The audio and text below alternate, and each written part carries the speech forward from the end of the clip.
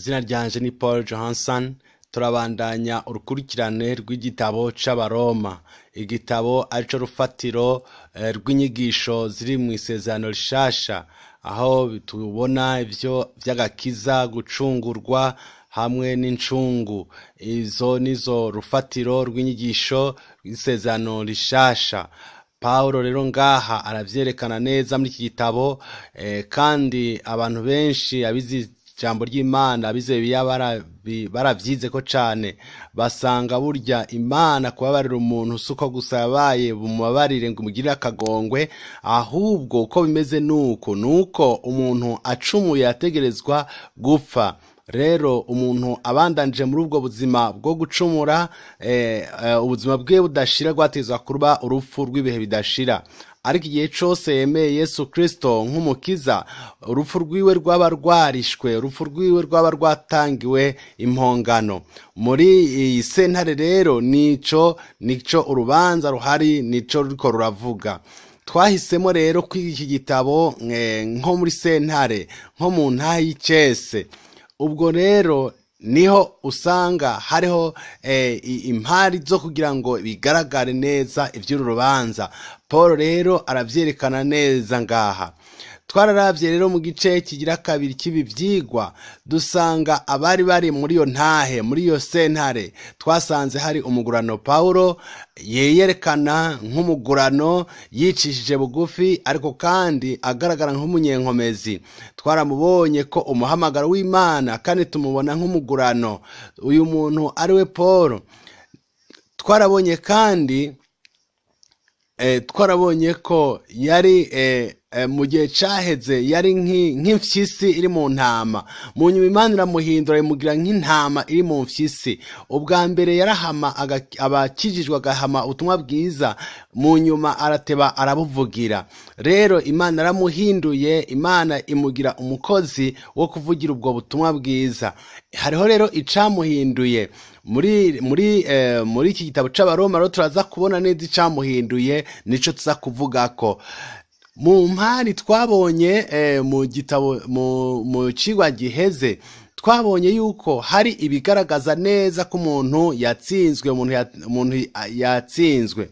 Rero vyaragaragaye ko habonetse ivyagiriza neza yuko isi yose itsinzwe n'urubanza imbere y'Imana. Nk'uko Bibiliya bivuga, nta muntu n'umwe afise ubushobozi bwo kugira ico yisiguza. Nta muntu n'umwe afise ico yisiguza. Uwo ari we wese arazimiye, yaba yaravutse mu muryango w'Abakristo, yaba yaravutse mu muryango w'Abahindu, yaba yaravutse mu muryango w'abatemera Imana. Aho uvuka hose waratsinzwe, warazimiye, waramaze guta inzira, utaremera Yesu Kristo. Rero mu mirongo ya mbere na mbere mu gice ca gatatu, mu mirongo ya 17, 18, 19 niho hagaragaza neza yuko umuntu atsinzwe. Uragaragara neza ko utsinzwe imbere yuko utsindanishirizwa, imbere yuko wambikwa izera. Paulo rero atangura kubigaragaza neza muri iyi mirongo ya 21 y'igice ca mbere.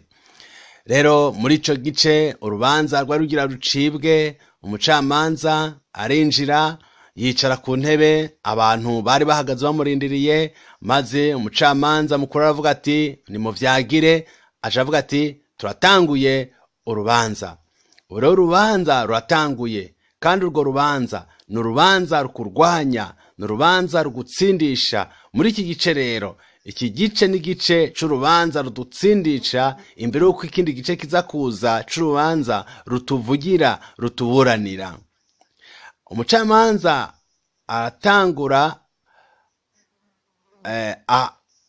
yitegereza, yumviriza abo twokwita abanyavyaha nyabo, abanyavyaha bacumura, abanyavyaha bakora ibicumuro by'ubwoko bwose, abicanye, abasambanye, abafata ku nguvu abana, abantu babi, abantu bose bazi ko ari babi, n'isi yose yemeza ko ari babi. Rero hariho abandi bavuga bati jewe simeze nk'abo bandi, ariko Bibiliya ivuga iti twese twazimiye nk'intama, twese twarananiwe gushika ku vy'Imana igomba, tuja munsi y'icyaha. Rero ntabwo ari ubwinshi bw'ivyaha umuntu akora, ahubwo nuko umuntu afise akameremere k'icyaha muri we. Ivyo turaza kubivugako. Hariho abandi kandi uwundi murongo w'abantu bamanuka baja kugwa, baja ikuzimu. Ivyo turabibona ku 21. Umva igituma abantu bose bazimiye, kuko igihe bamenya Imana ntibayihaye icubahiro nk'Imana. Icambere, barayirengagije. Baramenye ko ari Imana ariko barayirengagije. Iyo Mana sinshaka kuyumva, iyo Mana sindayikeneye. Abo rero ntibayubashe. Umurongo uvuga ngo kuko bamenye Imana ntibayubahe nk'Imana, ariko bacitse abiyumvira ivy'ubusa.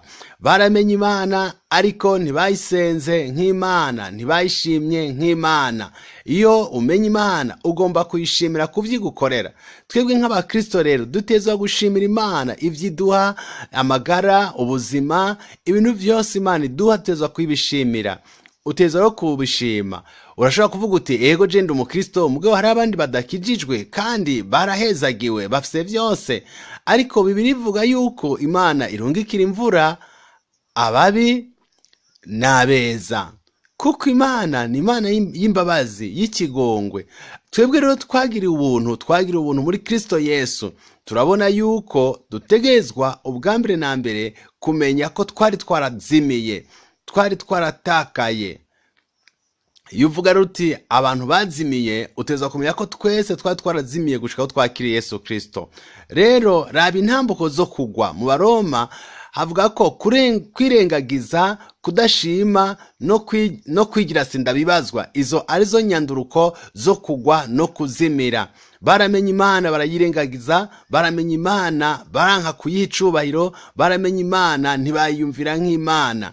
Mu vyiyumviro vyabo, imitima yabo yahindutse iy'ubujuju, bacura umwiza.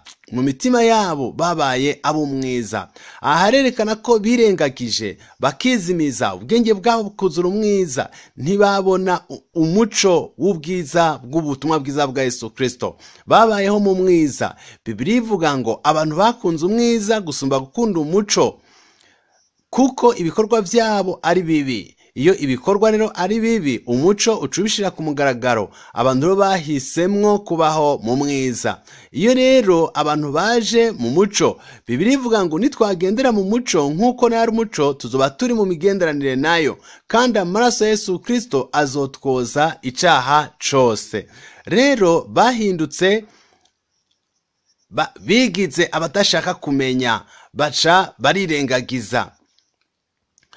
Batanguye gukora ibikorwa, sinzi uba warumvise inkuru y'umwami. Umwami yari afise impuzu nshasha ngo itaboneka, itagaragara. Umwami yavuze ati ndagomba kuzokoresha impuzu abantu badashobora kubona. Maze rero arayambara, acagenda azunguruka mw'ibarabara, yiyumvira ko ahagarara imbere y'abantu. Abantu bamwe bakavuga ati mwami wambaye impuzu nziza cane, kuko ntibashaka gucumura ku mwami, kandi vy'ukuri umwami nta mpuzu yari yambaye. Maze akana gato kavuga ati je ndabona ko ata mpuzu yambaye urya muntu. Urabona ko ubwana nibwo bwatumye bigaragaza koko ko umwami atambaye, kuko abantu umwami yari yabemeje ko afise impuzu itaboneka. Abantu baravyemera, bemera kwemera ico kinyoma, bose bemera ico kinyoma. Rero kuko bemera ico kinyoma, bagumye bavyibaza uko nyene. Abantu nabo nuko kwirengagiza kwabo vyatumye batamenya Imana, bagenda mu nzira bishakiye kubera kutamenya.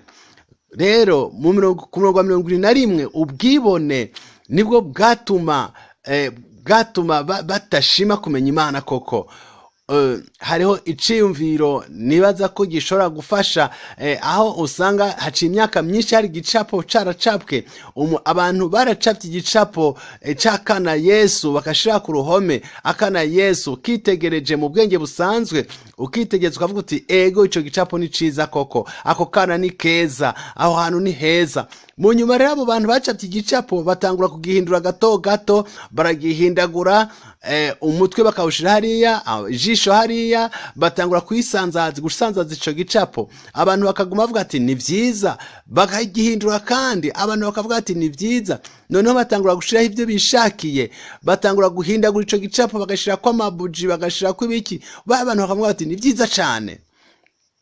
Maze rero bakavuga bati reka turabe noneho ico abantu biyumvira, turabe niba ico bavuga nitwahindura iki gicapo. Bakavuga ati kuki iki gicapo rero kadushireho dushireho abakundana babiri.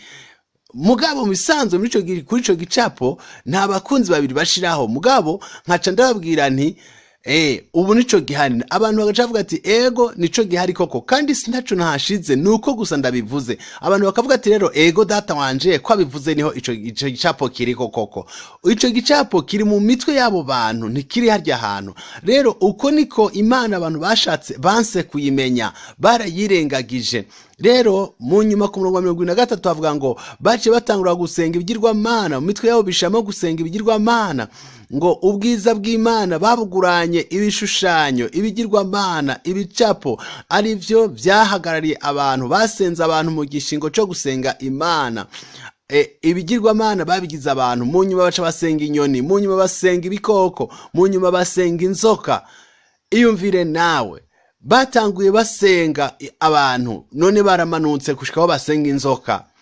Bagiye mu nzira zabo, barazimiye, baja kure y'Imana, batakaza Imana mu kibanza cyo kwashira Imana, baca batangura kwigira Imana bo ubwabo, batangura kwisenga ubwabo. Rero ivyo bakoze vyatumye bazimira burundu. Mu nyuma rero nyakubahwa atangwe kubwira umucamanza ati nyakubahwa rero ivyabaye nibiki? Kuva uwo munsi, kuva ico gihe baciye batangura kubona Imana igira icikora, Imana cihaguruka, Imana ciye igira icikoze nayo. Bibiliya ivuga ngo iki?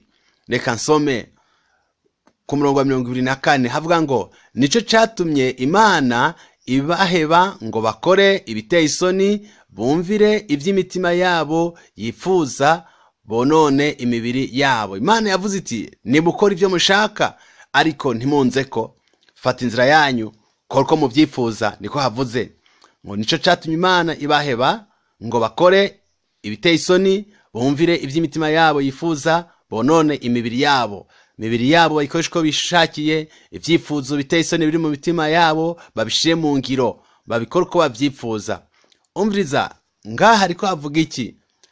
Hariko havuga hati ni ubushobozi bw'ivyaha bwatumye bagwa, baciye bagwa kubera ivyo bikorwa vyabo bibi, baca bamanuka baja kure y'Imana.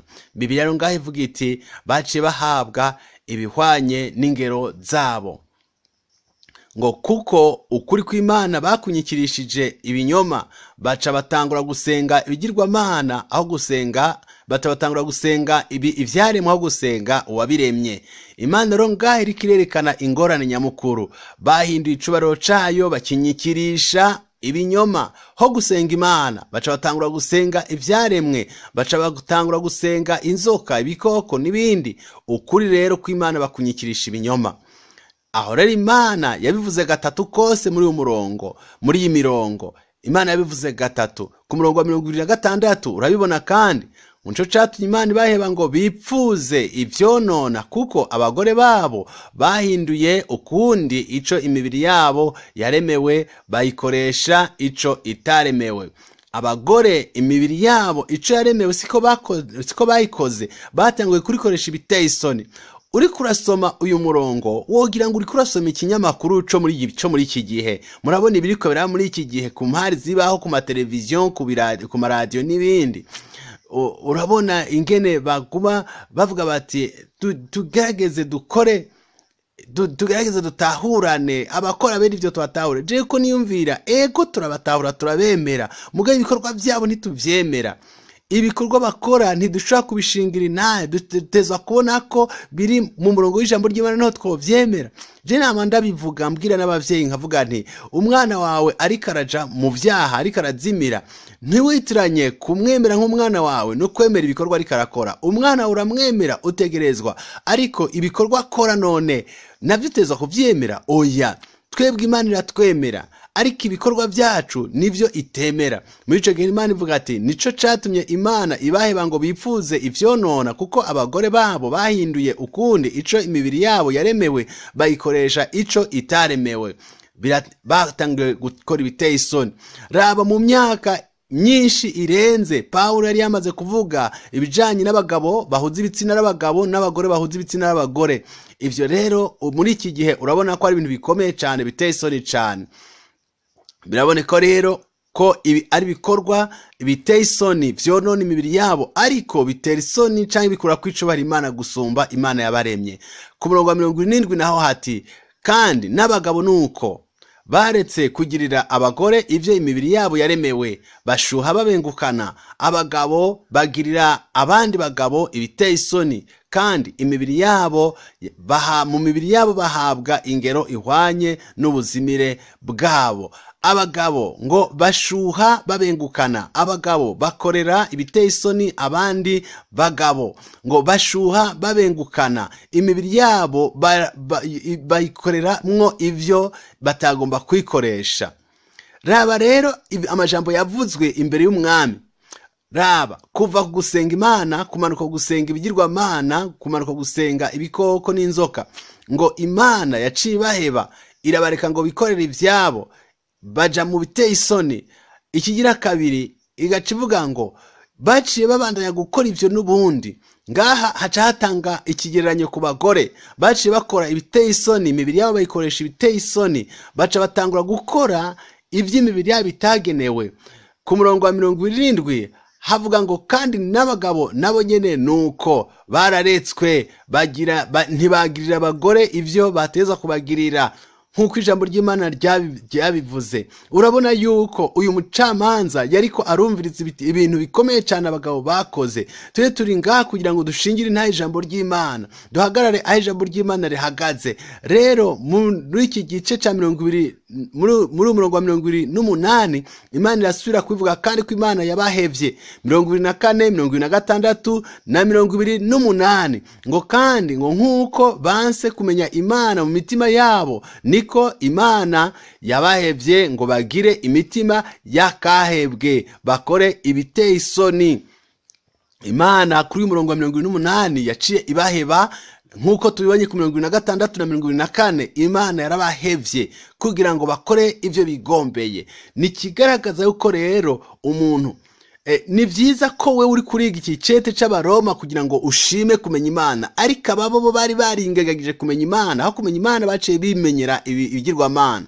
Raba rero ku murongo wa 28 ngo Imana yaciye ibaheba, yaciye ibaheba kugira ngo bakore ivyo bigombeye mu mitima yabo, bakore ivyo bigombeye. Imana iravuga iti nimukore ivyo mwishake, ariko ntimuzongarukeko, fata inzira mugomvye. Baca batangura kumanuka mu nzira bigombeye. Imana rero ngo icibarekera mu vyo bigombeye. Ngaha rero Pawulo aca avuga urutonde rw'ivyo bintu baciye bagenderamo.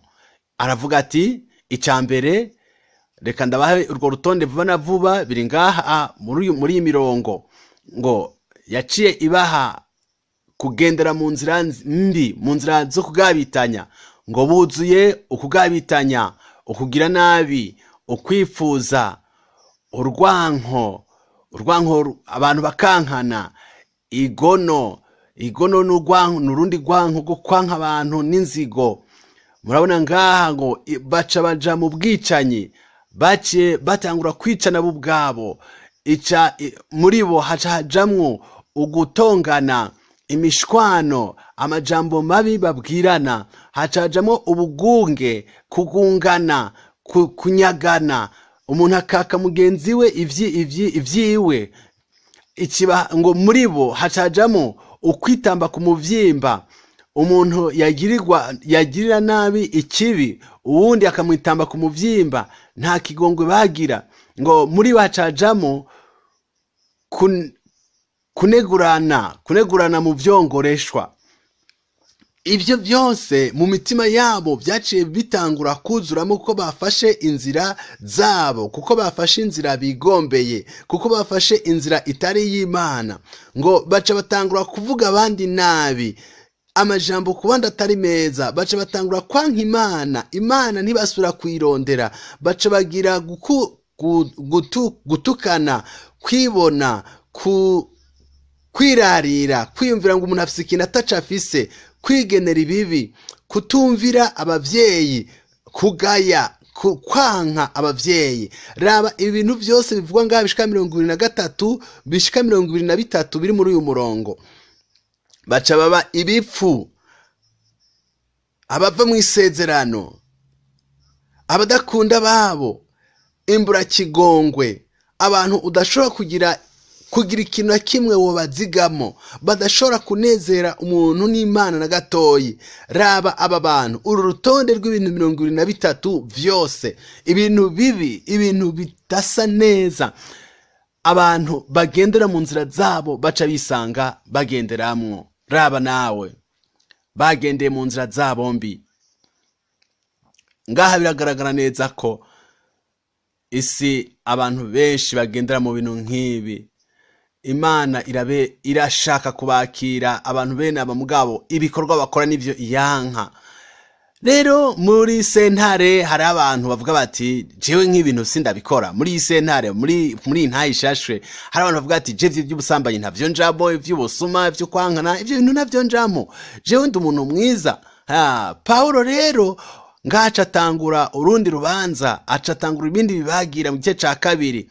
Muri Bibiliya mu gice ca kabiri urabona neza yuko abantu nabo babwirwa, bafite ivyo babwirwa. Ubu ntihariko harabwirwa wa munyavyaha akora vyose, ariko hariho ko habwirwa wa munyavyaha yibaza ko ari mwiza, yicaye harya avuga ati ku murongo wa 22 ku murongo wa 2 igice ca kabiri havuga ngo nico gituma utagira ico wireguza wewe muntu wese uhinyura uwundi, kuko uhinyura uwundi uba utsinzwe, kuko wewe umuhinyura ukora nk'ivyo nawe nyene akora. Abandi b'abantu bimvira bati je ndi umuntu mwiza, je ndi umuntu atunganye, bijya sindabikora. Ariko Paulo avuga ati nimba utabikora ariko ukaba uhinyura ubikora, nawe uratsinzwe.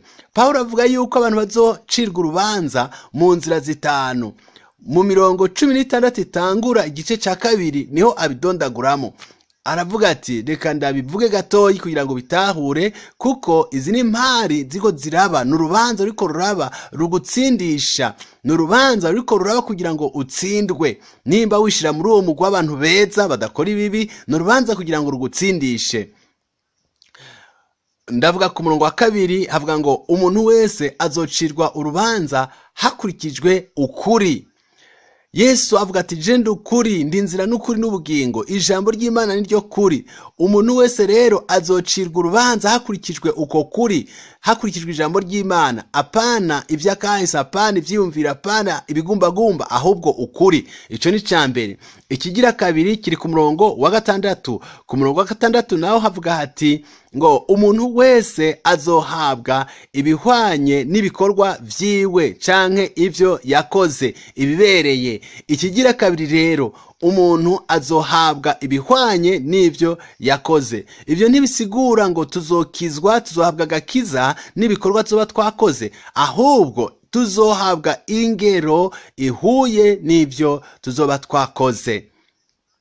Ntabwo rero ari ibikorwa biduha agakiza, kandi twebwe abakijijwe ntidukorera ubusa, ahubwo ibikorwa vyacu nimba tubikora twarakijijwe tuzobihererwa ingero ibereye. Icya gatatu ku murongo wa 11 havuga ngo Imana ntizogira nkunzi, ntizoraba ko avukiye mu muryango w'abakristo.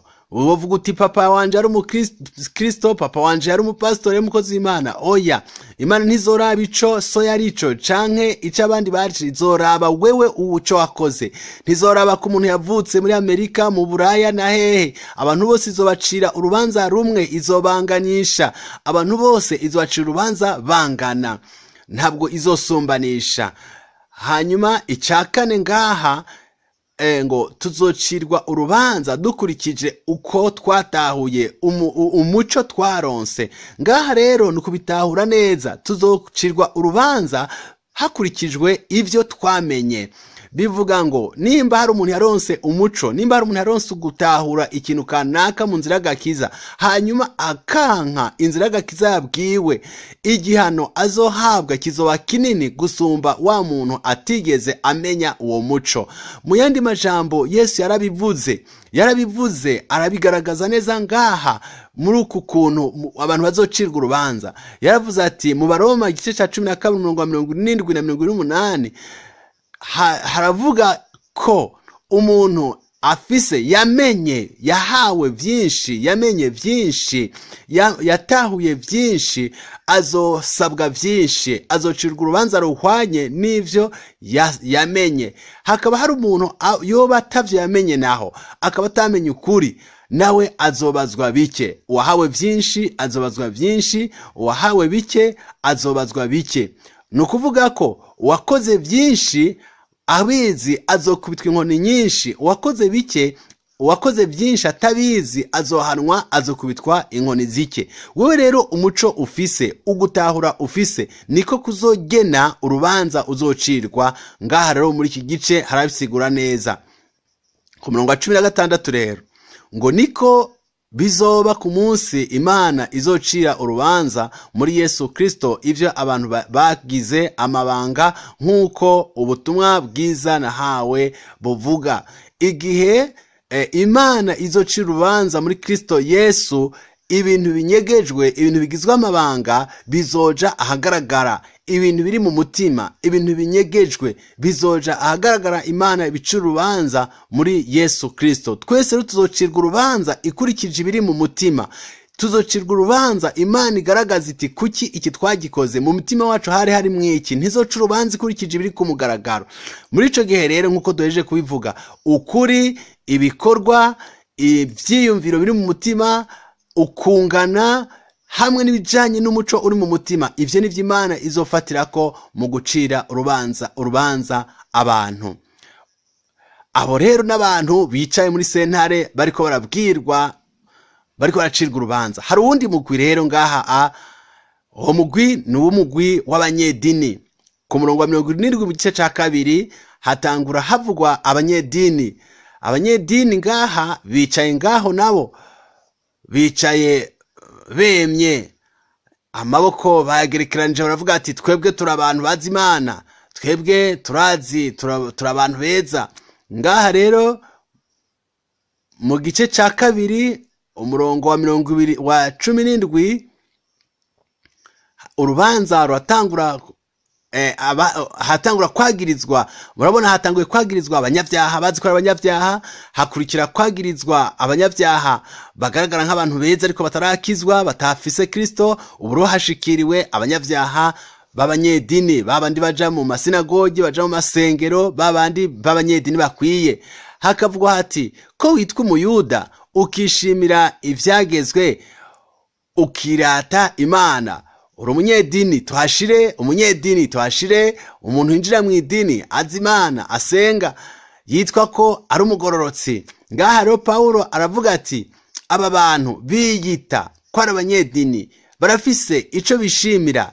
Bishimira ko bagiriwe ubuntu, bishimira ko bazi Imana. Abayuda bavuga yuko Kristo yavutse mu muryango wabo, bakavuga bati twebwe rero turi beza kubw'ivyo. Bakavuga bati twagiriwe ubuntu. Usomye iyo mirongo urabibona, turasumba abantu bose, kandi nivyo bagaragara nk'abasumba abantu bose. Rero aravuga ati dufise ivyagezwe biri muri twebwe.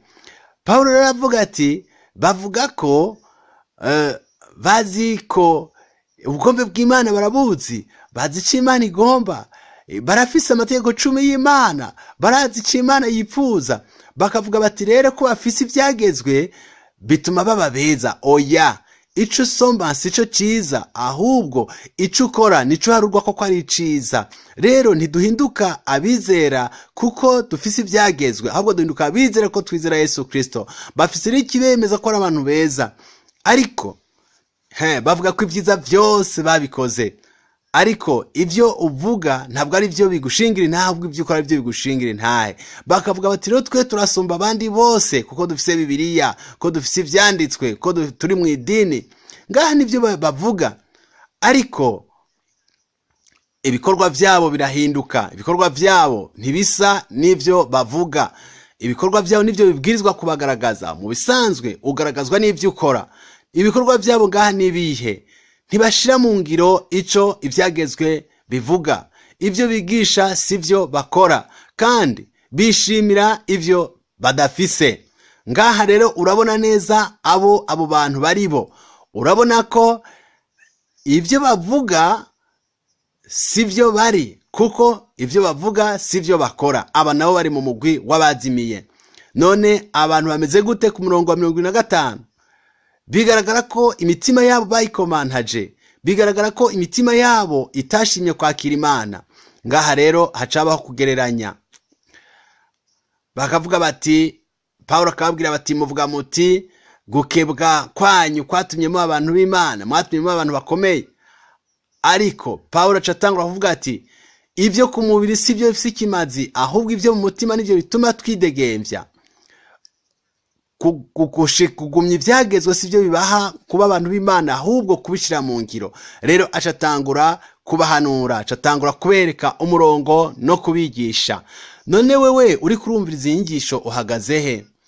Ntabwo ivyo tuvuga, ivyo abantu baraba ku rukoba sivyo Imana iraba. Imana iraba ibiri mu mitima yacu, kandi Imana izocira urubanza vyose. Yiteguriye gufata intahe, nico tuza kwiga mu cigwa kizokurikira. Ibi vyose Imana yamaze kuvyumviriza. Abakora ibikorwa bibi, abantu bigira abantu beza ariko batarakira Kristo, hamwe n'aba bantu bigira abanyedini, bagenda mu madini bakora ivy'amadini, batanga ibisabwa, binjira mu masinagogi n'ahandi. Ariko ivyo vyose ntibishobora kwerekana ko umuntu ari umuntu w'Imana. Bagerageza kwegera Imana aba bantu b'abanyedini baciye mu idini, kandi nta muntu n'umwe ashobora kwegera Imana aciye mu idini adaciye muri Kristo Yesu. Iyo duciye muri Kristo Yesu niho honyine twegera Imana.